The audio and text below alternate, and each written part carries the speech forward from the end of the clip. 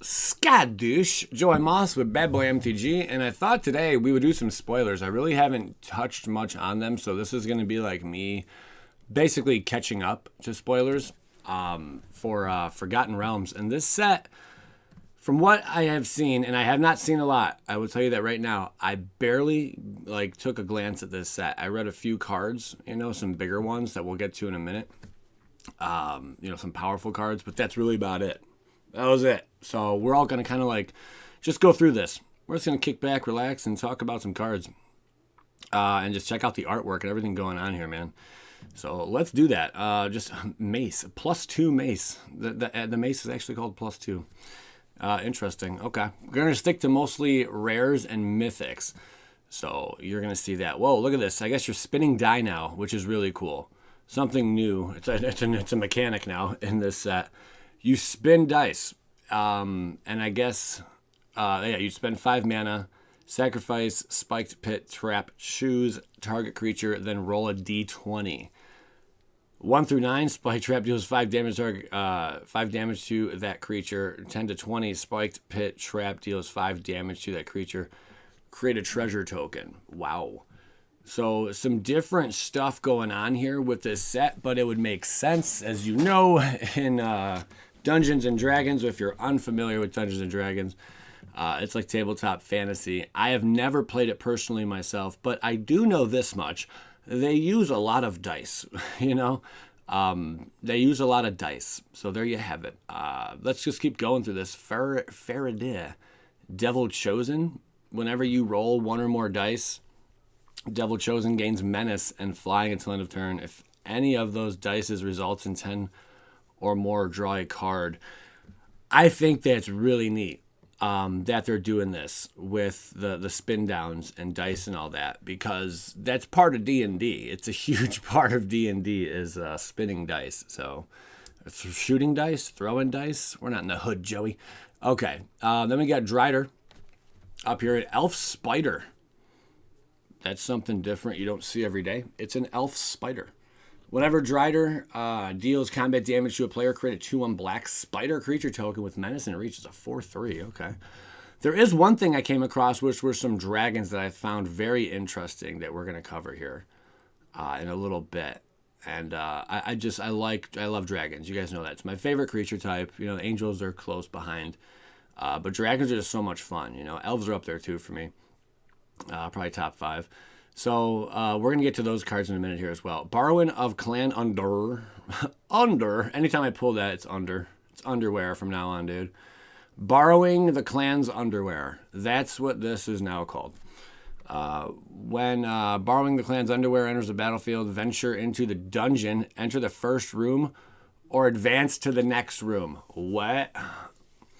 Whenever borrowing someone's underwear attacks, return up to 1 creature card with mana value 3 or less from your graveyard to the battlefield if you've completed a dungeon. I guess we're going to be using dungeons, and we're going to find out all about that. Oh, boy. There are dungeon cards. Do you have to cast that? Wow. Okay. Joey's about to have a brain aneurysm. All right, moving along. We're going to get to these dungeons here in a minute. Hopefully I can explain them to you guys. Triumphant Adventurer. Here's a rare. Death Touch, as long as it's your turn. Triumphant Adventurer has first strike. Whenever Triumphant Adventurer attacks, venture into the dungeon. It's a 1/1. What are you guys doing, man? You really took D&D to the next level, huh? Holy crap. You could pause at any moment in this video just to take a look at some of the spoilers, Again, this was for me just to get caught up. I just really wanted to get caught up with all the spoilers that came out. And what better way? I just thought I'd go on MTG Goldfish and check it out. Then we have Dungeon Map. Venture into the dungeon. Activate only as a sorcery. Enter the first room or advance to the next room. Dungeon of the Mad Mage. So you have to have these dungeons out as you play? Maybe? Okay. We're going to learn more about this. This is crazy, guys. This is craziness. Here's dungeons and stuff. Tomb of Annihilation, Lost Mine of Phandelver, Dungeon of the Mad Mage. I want to understand this, so give me one moment. Ta-da! Dungeons. Okay, let's break down dungeons. This is from Magic the Gathering. We're going to learn about dungeons right now. Dungeons are a major part of the D&D experience, and they're a big part of Adventures in the Forgotten Realms experience as well. Dungeon is a brand new card type. There are 3 dungeons in this set, including Dungeon of the Mad Mage. The 3 may be familiar to longtime D&D adventurers, sure. And then there's some stuff that they do. There's like some info on that. Okay. Dungeons don't go in your deck. Rather, they start outside the game and end up in the command zone for a while. More on that later.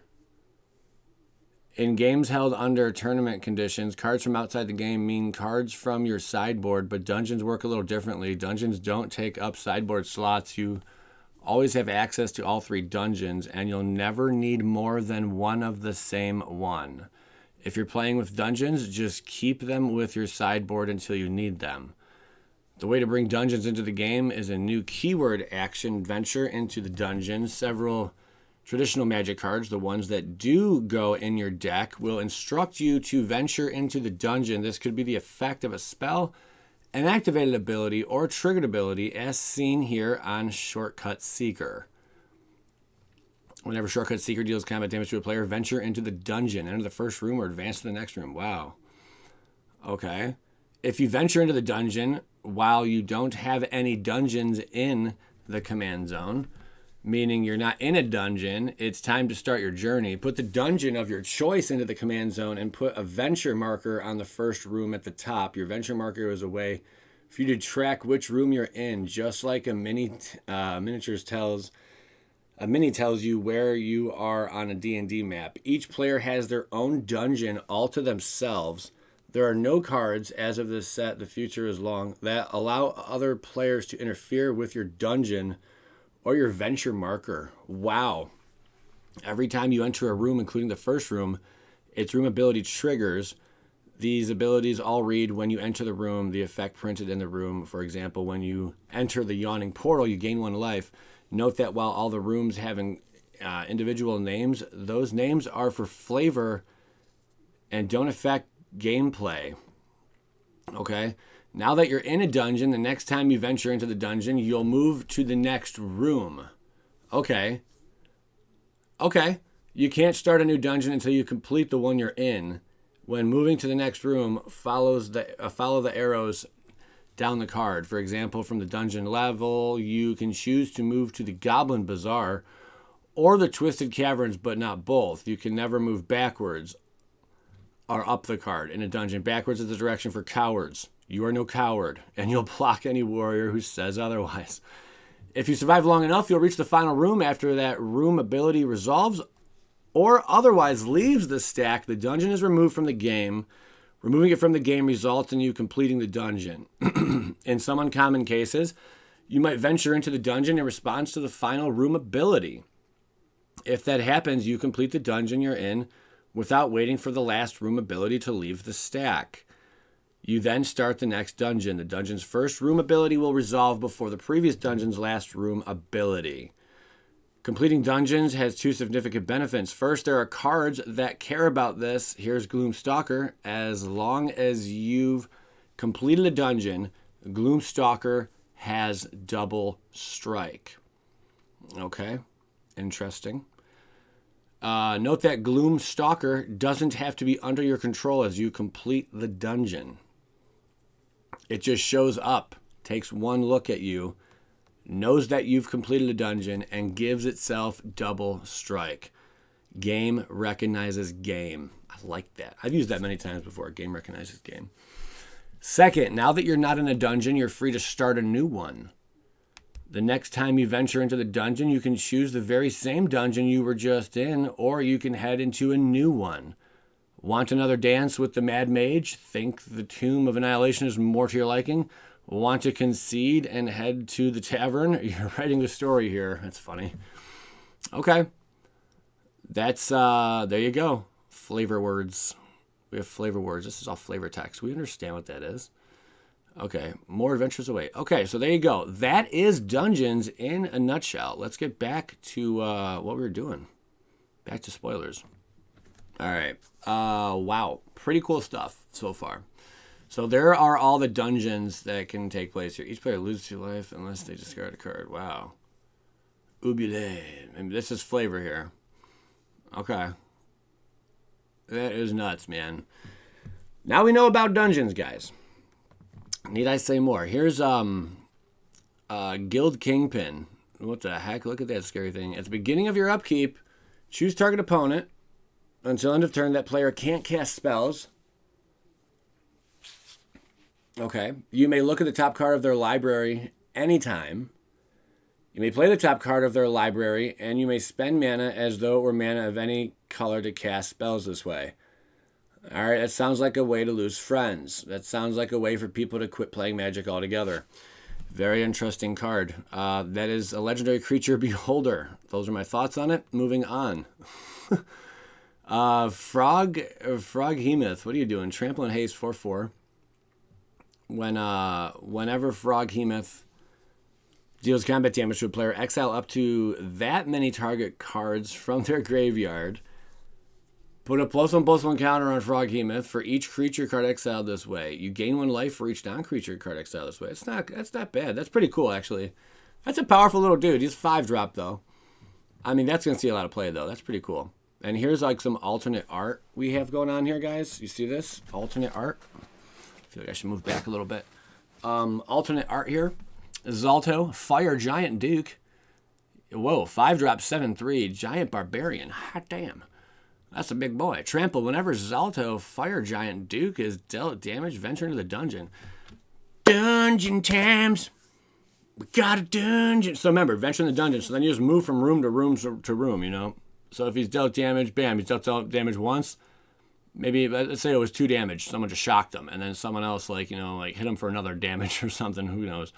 So I guess you'd enter in the dungeon, boom, and then you'd end up here. Now you can take your pick. You go this way or you go this way. I like these. I think these are really cool, you know, because, like, it allows you to, you kind of, like, make up, you know, choose your own destiny. It all ends the same, it seems. Yeah. They all end very similar. I see draw on these two. This one does not have a draw, though. So whatever it is you want to get to, that's pretty cool. But you have to use the dungeon cards in order to get through the dungeon or to even have the dungeon there. So, all right. Very interesting stuff, man. Blends you up, let me tell you. Wizards is being very creative, and I think they did pretty cool so far with this Dungeons and Dragons set. This is first glance, okay? Then we have the Silver Moon Ranger. What are you about, playa? Human Elf Ranger. Reach and ward 1.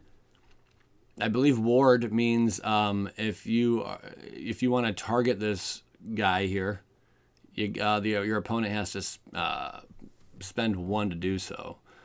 So if you were to, like, let's just say you were to lightning strike it or lightning bolt it, you know, you'd have to pay 3, but you have to pay not 3. You'd have to pay 1 for your red mana, and a second, I believe, to target this guy. So you'd be paying 2 mana to take it out. Whenever you cast a creature or planeswalker spell, venture into the dungeon. This ability triggers only once each turn. Whenever you complete a dungeon, create a 2/2 green wolf creature token. So there are some big perks for getting out of the dungeon. That's pretty cool. I mean, that's not a huge perk, but that's a perk. You're creating, a creature. Okay, Dungeon Descent. Dungeon Descent enters around the far right here, right above my head. Dungeon Descent enters the battlefield tapped, and then you would add a colorless to your mana pool. For 4 tap and untapped legendary creature you control, venture into this dungeon. Activate only as a sorcery. That's a land, huh? Tap untapped legendary creature you control, venture. Wow. I mean, you're doing a lot to move around in that dungeon there. I'll tell you that. Room abilities of dungeons you own trigger an additional time. Wow. I mean, so you get like 2 triggers out of each room. So create 2 treasure tokens. Target creature gets -4/-0 until next turn. You know, that's 2 target creatures. Or the same creature, you know, -4/-4. Put 2 +1/+1 counters on target creature. You get what it is? Okay. That's pretty neat. Okay. Varus, Silver Moon Ranger. That's one we just covered, different art. And then we have Zalto, again, different art. Moving on down the list, we have Bewitching Whispers. When Sheshra Death's Whisper enters the battlefield, target creature blocks its turn if able. Whisper of the Grave. At the beginning of your end step, if a creature died this turn, you may pay 2 life if you do draw a card. A lot of card dropping here. This card's a cool one. Werewolf Pack Leader. This is going to see a lot of play, especially once we get back to Innistrad, my friends. This is Pack Tactics, it's called. Pack Tactics. That's funny. 2-drop with upside, 3/3. Nuts. Whenever Werewolf Pack Leader attacks, if you attacked with creatures with total power, that sounds weird. Whenever Werewolf Pack Leader attacks, if you attack with creatures with total power 6 or greater this combat, draw a card. Okay. So yeah, you're gonna be dealing. That's good. The card draw is great. It's gonna make you want to be very aggressive. Yeah. I mean, that's a nice little perk. There's nothing bad on that. For 4 until end of turn, Werewolf Pack Leader has base power and toughness 5/3, gains trample and isn't a human. So it gains trample. It loses being a human, and gets an extra +2 with trample. Sure. Okay. Something different there, I guess.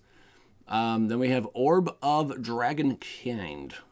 Add 2 mana in any combination of colors. Spend this mana only to cast dragon spells or activate abilities of dragons. I love dragons, so this is some fun ramp for it.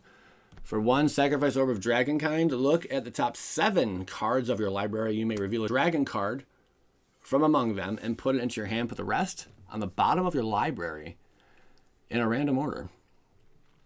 Okay, that's not bad. I mean, that's pretty cool, especially if it's early game and you don't have enough mana to cast some of these bigger dragon boys. Cast a smaller one, that's pretty cool. Okay, get it in your hand and do what you got to do. Here's a dragon. This one seems really good. I read this last night for the very first time, and I thought, what a magnificent piece it is. This is Ebon Death Dracolic. Ebon Death Dracolic. How do I say Dracolic? We're going to go with Lick. Dracolic. Okay? Dracolic. So, legendary creature, zombie dragon. Flash and flying, Ebon Death Dracolic. Enters the battlefield tapped. You may cast Ebon Death Dracolic from your graveyard if a creature not named Ebon Death Dracolic died this turn. So you'd have to wait a turn basically to cast this. If a creature not named so-and-so died this turn. So next turn, a creature would have to die, and then you can play this. You can cast it for the 4. That's a pretty cool card. It comes back, it's got flash as well, so you can just boom, right into play. I think this thing's sweet. Downside, it's a 2-drop. That's really about it. It's not a 2-drop. It's a 2 toughness. It's really the only downside I see. But other than that, I mean, really cool. I mean, a shock takes it out. But, man, this thing comes back until it's exiled, really. The Book of Vile Darkness, 3-drop. At the beginning of your end step, if you lost 2 or more life this turn, create a 2/2 black zombie creature token. All right, that's pretty cool. It's all black as well, 3 black. Tap, exile the Book of Vile Darkness and artifacts you control named Eye of Vina and Hand of Vina, which we should be getting to these cards at some point. I don't know if they're spoiled yet.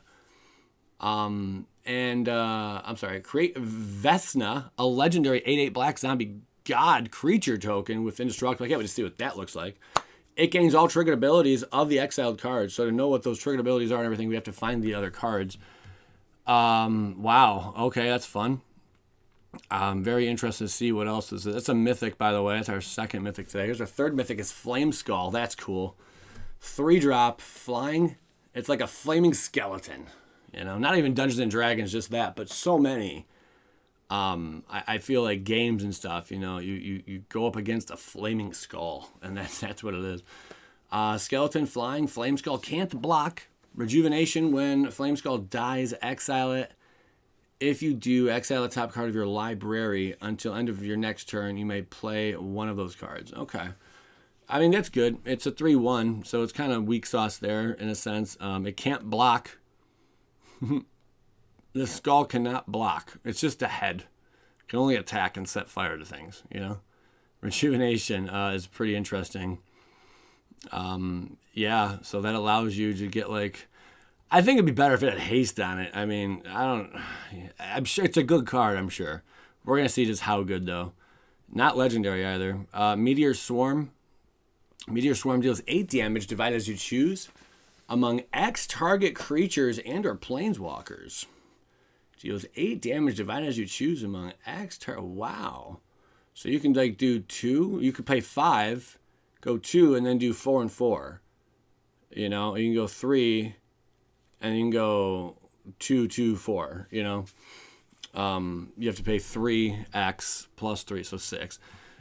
All right, interesting. There is some other stuff, some hot takes I want to get to, which we're just kind of trucking along here. You come to the Dole camp. That's right. This is all the way to the left. My left, your left. My right, your left. Okay, my right, your left. We have a Scholar 3-drop right here. Whenever a creature you control becomes blocked, you may return it to its owner's hand. Whenever a creature you control becomes blocked, okay. Whenever one or more creatures you control deal combat damage to a player, draw a card. That's a pretty strong little horror there. I understand why it's legendary, because you could if you had like 3 of these in play, man, or 2 of these even, that can get out of hand there with the draw. Okay, Sheshra's Death Whisperer enters the battlefield. Target creature blocks this turn of Fable. At the beginning of your end step, if a creature died this turn, you may pay 2 life if you do draw a card. Okay. And then you happen on a glade. I'm not trying to go over everything, but just to give you guys a good idea. This is like where all the cards are at, you know. Excuse me, I'm sorry. Search your library for up to 2 basic land cards. Reveal them, put them into your hand. Then shuffle. Yes, yes. Make camp. Return. This is only choose 1. Return target permanent card from your graveyard to your hand. I like that. Okay. 2 basic lands. Reveal them, put them into your hand. Okay. That's a pretty cool card. I like that. I do. I wish it was choose 2. Choose both, but you can't have everything you want, kids. You can't get everything you want. Get everything you need. Shawn Michaels. All right. Meteor Swarm, we already went over. Here's some more commons on commons. If you want to go through them, by all means, go ahead. Here's Grim Wanderer. Cast a spell only if a creature died this turn. 5/3. It has Flash. That seems like a really good card. It's a 2-drop, and a creature doesn't have to die. Cast a spell only if a creature died this turn. With Flash. That's really good. It's a 5. Dude, that's a really good card. Am I missing something? It's only a 2-drop. I mean, there is a stipulation, but it has Flash on it. And it's just any creature. Any creature could just die, and then you just pay 2. Yeah. Okay. I like that card a lot. I expect this to be one of the better uncommons of the set. It seems like some power creep right there, man. That's pretty good. We'll take it. We'll take it. Then we got Jan T. Malison. Malison, okay. Snake Rogue. Any Allisons watching? Do you like the Malison? Okay. Malison can't be blocked as long as it's attacking alone. All right. Combat. I'm sorry. Whenever Jan, I don't know where I got the word combat from. Oh, right below. Whenever it deals combat damage to a player, venture to the dungeon.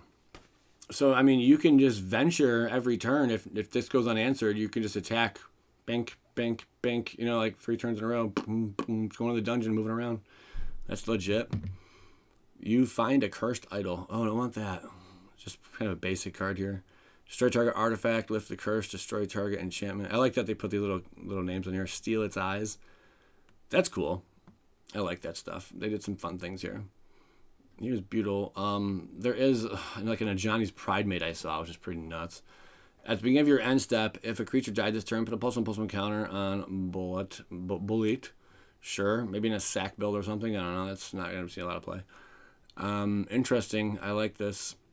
Death Touch card over here. Snake Rogue. Oh, a snake. It's a snake, boys and girls. We don't need more rogues, I'll tell you that. Okay. Bunch of comments here. Skullport Merchant enters the battlefield. Create a treasure token for 2. Sacrifice another creature or treasure. Draw a card. That's pretty nice ability built in. That dwarf that's going to be played. I like that. You have hexproof. Okay.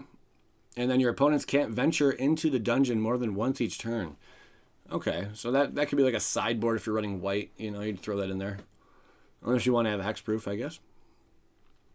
Fly, that's a reprint. Enchanted creature has flying, and whenever this creature deals combat damage to a player, venture into the dungeon. Oh, wow. It is a reprint, but not really. I mean, there's flight, and then now they have fly. So you can also get into the dungeon, too, using this card. That's kind of cool. Okay. This dungeon thing's pretty cool, man. I gotta admit, guys, it's pretty neat. Oswald Fiddlebender. Your mom was drunk when she named you, huh? Okay. 2-drop, Gnome Artificer. Magical Tinkering. Magical Tinkering. We can actually blow this up a little bigger. Well, I guess we'll leave it at the size it is right now. That's what she said. Sacrifice an artifact. Search your library for an artifact card with mana value equal to 1+ the sacrificed mana artifact's mana value. Put it onto the battlefield, then shuffle. Activate only as a sorcery. That's cool. Especially artifacts that just get like used up and like they're spent, you know. You can just waste away with it and just kind of sits there. Sometimes it could do nothing, you know, for a while. Or just, I guess it's a great means just to like ramp into something else, you know, artifact-wise. That's pretty cool. Then we have Demon Fang Null over here. Pack Tactics. Whenever Targnar Demon Fang Null attacks, if you attack with creatures with total power 6 or greater this combat, attacking creatures get +1/+0 until end of turn. For 4 double Targnar's power and toughness until end of turn. All right. Uh-oh, this looks like it's going to be good. Human Elf Rogue. Why more rogues? Legendary creature, Human Elf. I say it's going to be good because it's a 2-drop, and I look at this 1/3 and a whole bunch of text. Whenever Baldur's Gate. Oh, wow. Oh, you got to be pretty good. Deals combat damage to a player. That player loses 1 life and mills a card. You gain 1 life and scry 1. Yeah. Whenever you attack, you may pay 2. If you do, target creature can't be blocked this turn. Oh, man. That thing's just got a whole bunch of built-in fun on it. That's another one of the better uncommon cards in the set, without a doubt. We got a Planeswalker here. We have a Planeswalker here. Zaril, Archduke of Avenues. 4-drop, legendary Planeswalker Zaril. +1, creatures you control get +1/+0 and gain haste until end of turn. Okay, so I like that. Like, this is almost like a general then, you know? Like, it's like a general. 0, create a 1/1 red-green. I'm sorry, create a 1/1 red devil creature token with, when this creature dies, it deals 1 damage to any target. -6, you get an emblem with. At the end of first combat phase on your turn, untap target creature you control. After this phase, there is an additional combat phase. All right, I can kind of dig that. That's pretty neat. Okay. I like the additional combat phases. That could be a lot of fun. Like that Minotaur card, that thing ends matches. Especially if you've got a Fabled Passage out, man. You can just cream someone easily. Celestial, a unicorn, 3-drop. Whenever you gain life, put a +1/+1 counter on Celestial Unicorn. They give it a 3/2. That's not the Ajani I was talking about. Dragon Turtle over here. Flash, drag below. When Dragon Turtle enters the battlefield, tap it. And up to 1 target creature an opponent controls. They don't untap during their controller's next untap step. Okay, it's a 3/5 with Flash. We got a lot of Flash creatures going on here, ladies and germs. It's going to be scary stuff, man. Scary stuff. Dragon Turtle. Here's a Dragon Turtle. That is insanity. I love the name of it. Wish, 3-drop. You may play a card you own from outside the game this turn. Whoa. That's pretty good. I'm glad they put 3 on that casting cost. 2 would have been a little busted, in my opinion. All right, 99 cents over here, $10 over here for this card. What else we got here? Look at this guy. Hey, he was in that fun game. Who knows that game? What is that game called? Oh, I played it a billion times. Baleful Beholder. Enters the battlefield, choose 1. Each opponent sacrifices an enchantment.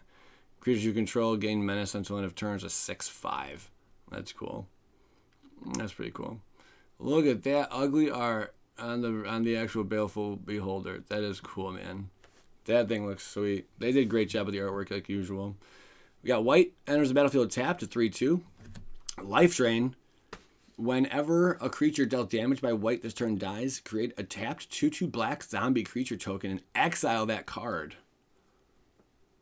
That's pretty well made, I'd say, my friends. I like the way they went about this card. Yeah. Okay. White seems pretty good. Getting that 2/2, man. Okay. I dig it, man. Then we have Orc Ranger. Yeah, that's a well-designed card, I should say. What else we got here? Intrepid Outlander. Reach Orc Ranger. Not an elf. I know. Calm down, guys. Calm down. How high can my hand go? That's it. That's pretty high, though. Okay. Whenever Intrepid Outlander attacks, if you attack with creatures with power 6 or greater this combat, venture into the dungeon. There you go. More dungeon stuff. And then we have the jelly. Okra jelly. It's a 0/0 X. I'm sorry. It's a 0 power, 0 toughness. X casting cost and 1 green. Trample. When it enters the battlefield, it enters the battlefield with X +1/+1 counters on it. So however many you want to put on it, as you can spend mana. Split. When jelly dies, if it had 2 or more +1/+1 counters on it, create a token that's a copy of it. At the beginning of the next end step, the token enters the battlefield with half that many +1. Oh, that's cool. +1/+1 counters on it rounded down. So that thing can like come back in a sense, you know, like the copy. Like it dies, but it's like I'm back and a little bit weakened now that you cut me in half like a worm or something, you know. All right, that's pretty neat. Nice, cool card. Goblins you control get +1/+0 and gain haste until end of turn. It's a pump effect on Battlecry Goblin here. 2/2. Pack Tactics. Whenever Battlecry Goblin attacks, if you attacked with creatures with total power 6 or greater this combat, create a 1/1 red Goblin creature token that's tapped and attacking. Seems like a pretty good Goblin, to say the least. I'm not sure how much room is left in Goblin builds, but I mean, EDH, you might find that in a Goblin deck, perhaps. Here we go. Cool dragon. Adult Gold Dragon. Just so simple. 5-drop. Flying, Lifelink, Haste. That's sweet. 4/3. It's a 4/3 for 5. That very nice basic dragon. I like that they're giving dragons different colors and stuff. You're going to see a lot of that. You're going to see a green dragon in this set. We got the black dragon already. Definitely always red dragons, you know. White dragons. All that good. You ever give a girl a white dragon? Pearl necklace? They like those as gifts. So we have Elly Wick, Tumblestrum, 4-drop. Elly Wick, Tumblestrum. Aren't you just happy to be alive, little girl? Aren't you? Hold on one second. Zoom in a little bit. All right, sorry. It really wasn't working out too well doing that, the zoom in, so I'm just going to keep it here. But this is Elly Wick, Tumblestrum, for 4 here. Venture into the dungeon, enter the first room, or advance to the next room. Look at the top 6 cards of your library. You may reveal a creature card from among them and put it into your hand. How many cards? Top 6? 6 seems to be the number in this set, for sure. You may reveal a creature card from among them and put it into your hand. If it's legendary, you gain 3 life. Put the rest on the bottom of your library in a random order. All right, that's pretty decent. -7, you get an emblem with creatures you control. Have trample and haste and get +2/+2 for each differently named dungeon you've completed. Wow, so that's incentive. She's like the dungeon chick. You're running dungeons in green. You're running this babe right here. Here's Icing Death Frost Tyrant 4/3 Dragon. Flying and Vigilance. When Icing Death Frost Tyrant dies, create Icing Death Frost Tongue, a legendary white equipment artifact token with equipped creature gets +2/+0. Whenever equipped creature attacks, tap target a creature defending player controls. And equip 2. That's cool. That's a very neatly designed card. And it's only a 4-drop. Yeah, that's pretty slick. I like that. No, if that thing had haste, man, I know I say it all the time. That thing had haste. Lolth Spider Queen. We've covered this one already, but we'll do it one more time. Whenever a creature you control dies, put a +1/+1. I'm sorry, put a loyalty counter on Lolth Spider Queen. 0, you draw a card and you lose 1 life. That's cool. I'm gonna lose a life and just draw a card. Just 0. She has a 5-drop though. Pretty big. Create 2 2/1 black spider creature tokens with menace and reach. -8, you get an emblem with whenever an opponent is dealt combat damage by 1 or more creatures you control. If that player lost less then 8 life this turn. They lose life equal to the difference. I've seen better ultimates in my day. This card's okay. All right, these we've all covered, so we are basically caught up now. I will just quickly go over the few right here, though. Some of this I don't think we've seen yet. No. Okay. Yeah, and so, okay, some of this we have not seen yet, and I just got to a little early when I did it. Okay, Moonblessed Cleric. There you go. I'm disappointed in this card right here. I am extremely disappointed with this. The Tarosky, I think it sucks. It's a 9-drop.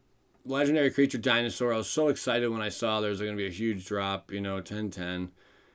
The Tarek has haste and ward 10 as long as it was cast. So yeah, this thing basically has like hexproof almost, okay? Whenever the Tarask attacks, it fights target creature defending player controls. Dude, it's like a 9-drop 10/10 hexproof with a little upside. Where's the trample? Come on, Wizards. They probably felt if they did that, like, this should not be mythic. This should just be rare. Is it a good card? Yeah. Does it just kill stuff? Yeah. That's it. It fights stuff, cool. I'm not a big fan. Not a big fan. Yeah, 99 cents. You better believe that. That's your bulk mythic right there. What a stupid card. Tiamat, on the other hand, is pretty nasty. Dragon God. A Dragon God. We finally have a Dragon God. We have Elder Dragon Legends. Now we have Dragon Gods. When Tiamat enters the battlefield, if you cast it, search the library for up to 5 dragon cards, not named Tiamat, that each have different names revealed, then put them into your hand to shuffle. That is an amazing dragon commander right there, if I've ever seen one. Okay. Cave of the Frost Dragon. If you control 2 or more other lands, Cave of the Frost Dragon enters the battlefield tapped. For 5, Cave of the Frost Dragon becomes a 3/4 white dragon creature with flying until it turns still a land. Wow. That's not bad. If you control 2 or more other lands. Okay, that's not a bad card. That's pretty decent. 99 pennies will get you. There you go.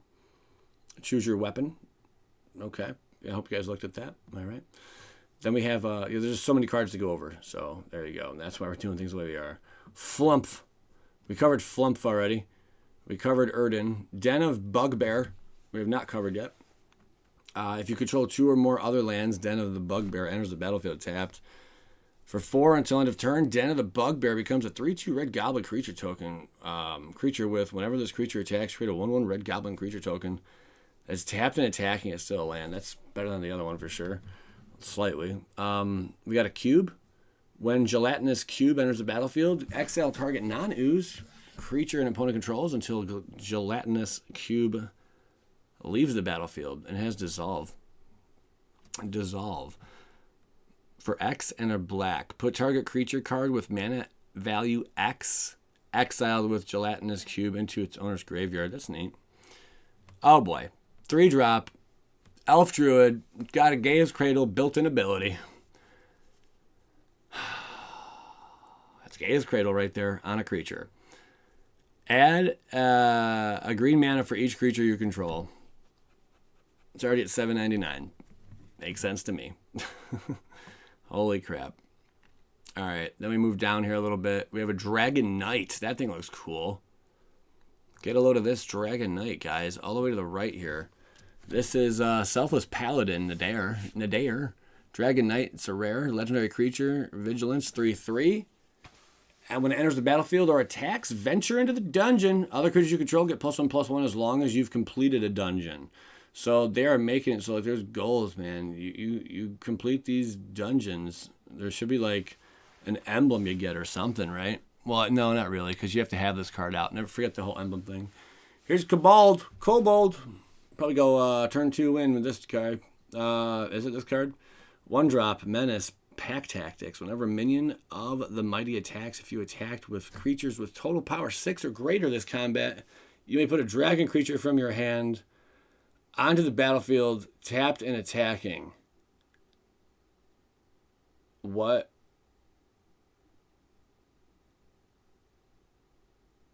Why does that seem so easy?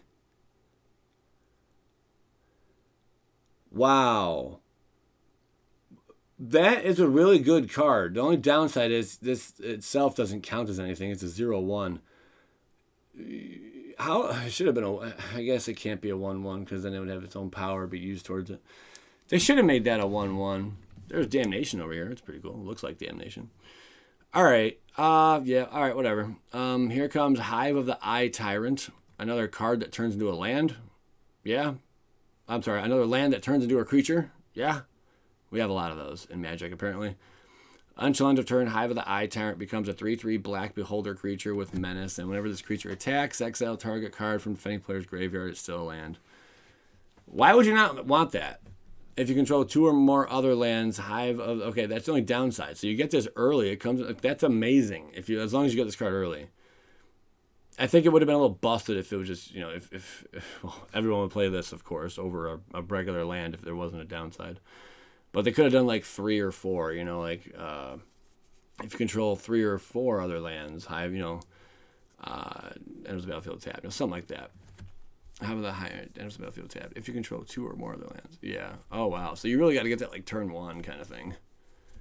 Through other lands. Turn 2 works as well. Okay. Hall of Storm Giants. Until end of turn, Hall of Storm Giants becomes a 7/7 blue giant creature with Ward 3. It's still a land. Whenever it becomes a target of a spell or ability an opponent controls, oh, wow. Counter it unless that player pays 3. Yeah. So that's pretty dirty. There you go. Green Dragon. This is what I was excited for. It's like plain little dragons here. Poison Breath. I like the art on these other ones, too. When Green Dragon enters the battlefield until end of turn, whenever a creature an opponent control is dealt damage, destroy it. There you go. Nasty. And then we have ourselves Sphere of Annihilation. Sphere of Annihilation enters the battlefield with X void counters on it. Holy crap, baby.